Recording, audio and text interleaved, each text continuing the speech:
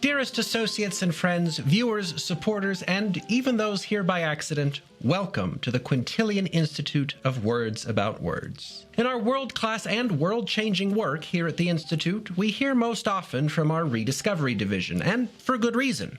Our unparalleled researchers are continually returning from excavation sites, catacombs, and ruined libraries with ancient words about words in order to share them with the public at large. But today, I am pleased to share a report from another division detailing a series of words about words with a shared word-related root.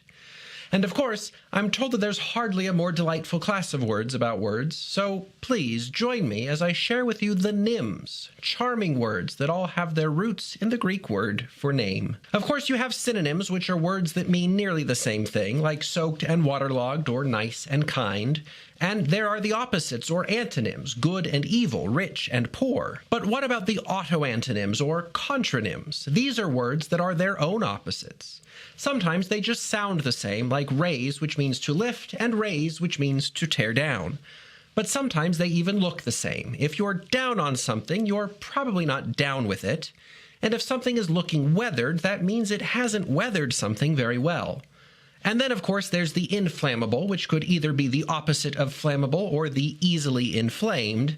And you can rent a car from someone who is renting you a car. If you want to think of words in hierarchies, you might have a chart like this.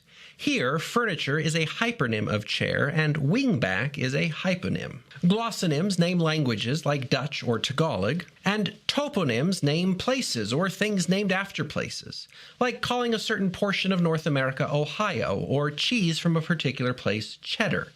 And let's not forget that toponymic cheddar is also hyponym to cheese and hypernym to Vermont. But if your cheesemonger is named Sam Curd, well then we're looking at an aptonym, a proper name that fits a person's job or character.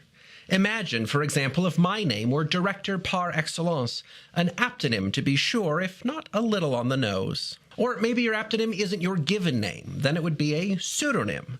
But if you operated under a pseudonym, then your given name would be an orthonym. Unless, of course, you're a spy. Your code name, Agent Sequoia, is a cryptonym. But speaking of sequoias, names of plants or names derived from names of plants are what else but phytonyms. And it's not just plants that get their own nyms. Ichthyonyms name fish, orthonyms name birds. Would you believe me if I said that the nickname you give to your liver is its hepatonym?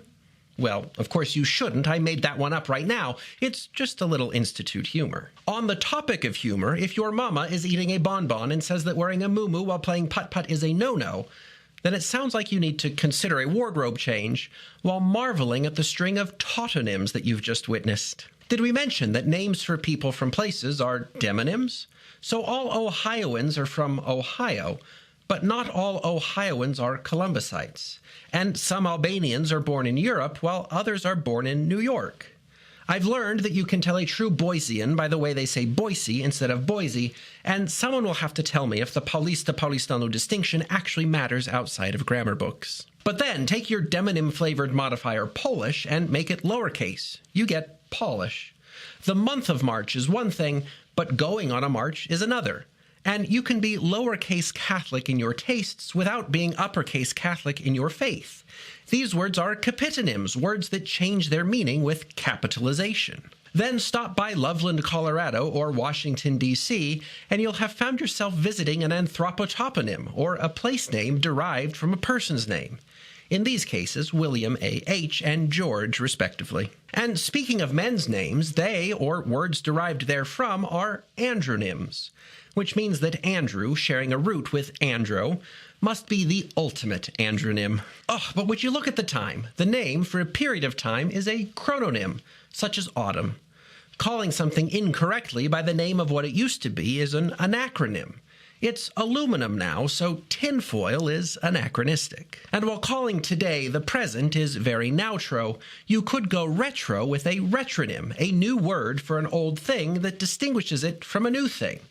Like the old guitar becoming an acoustic guitar to differentiate it from the electric guitar, or yesterday's mail becoming today's snail mail. And all of this must be true because I read it in a paper book. And with that, dear viewers, we must conclude for now. Of course, there are many more Nyms for you to discover, and there are many more words about words for us to report on. but that will happen all in good time. In the meantime, though, and as always, we invite you to support our host channel through all the usual means, liking, subscribing, and sharing your favorite Nym words in the comments, and may you all be well until we meet again.